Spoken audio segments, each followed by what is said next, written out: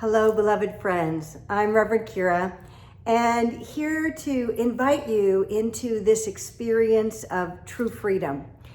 As we prepare for this time of 4th of July, which of course is a huge celebration here and one that is very different this year in all the changes that we're in the midst of, we're also getting to say, what is freedom within us?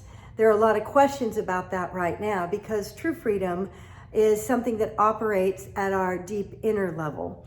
And we're going to have an opportunity to really look at that this Sunday. And I really want to say right now, only place you can feel freedom is within yourself.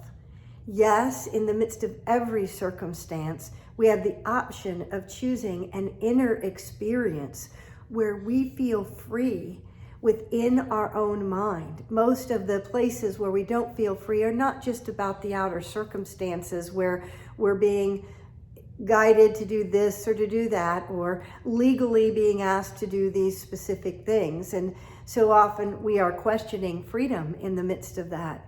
And yet, most importantly, we do have the freedom to choose our own inner experience, our own thoughts about what is occurring, our own actions, our way of being with ourselves and the world in a way that really takes a look at, if I create an inner experience of freedom, then how does that translate into the world? You know, in our metaphysics class, we're studying that the spiritual universe is created at the spiritual level, and that results in the creation at the physical level.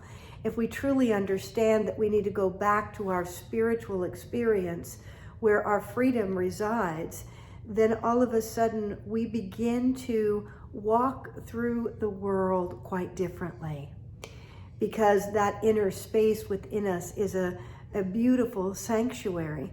It is a space where there is nothing that challenges our freedom there. Nothing can challenge our inner freedom.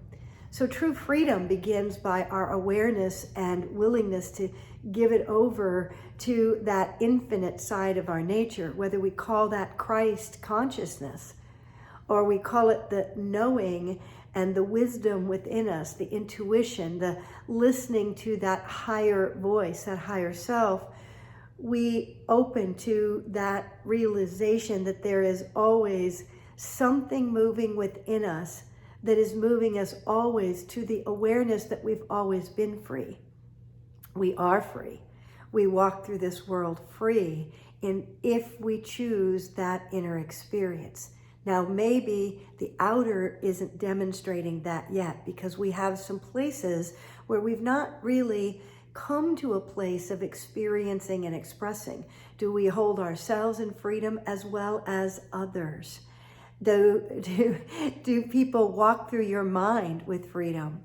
Or is there judgment or condemnation or separation?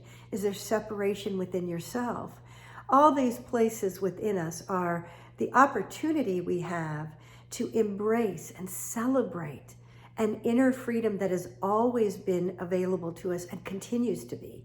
And as we do that process, as we open and experience and express an inner realization of our freedom in the midst of whatever circumstances, much like Viktor Frankl in Man's Search for Meaning, that after his experience in the camps, in the concentration camps, or if you speak of Nelson Mandela after being imprisoned and what he experienced in his imprisonment, or Gandhi, there are so many that demonstrate that the inner freedom cannot be taken from us. I think there are probably experiences in your own life where you felt free in the midst of something that could have been restrictive or appeared restrictive, and yet you found your inner freedom.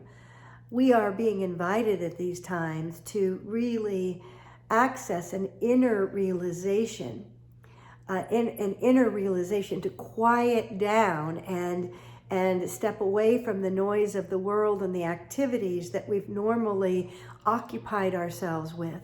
And we have choice now in how we occupy our own minds.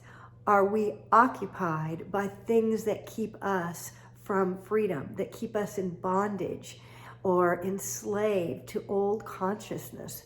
these are the things we're going to look at. But I invite you, as you're preparing for this time of freedom, that it is not just freedom for our country. Yes, that's what we celebrate, but there's an inner experience that we're longing to experience and to celebrate. So let us get our freedom on. Let it ring out. Our voices be heard in bringing that inner freedom into every aspect of our being, and therefore into every aspect of the world.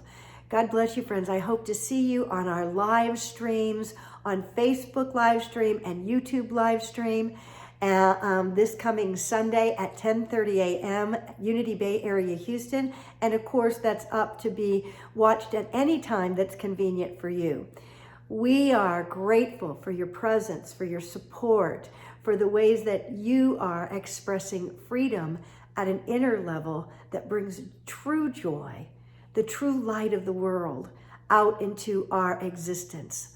I'm grateful for you, and I share the joy and celebration of the light that exists within each one of us. Namaste, friends.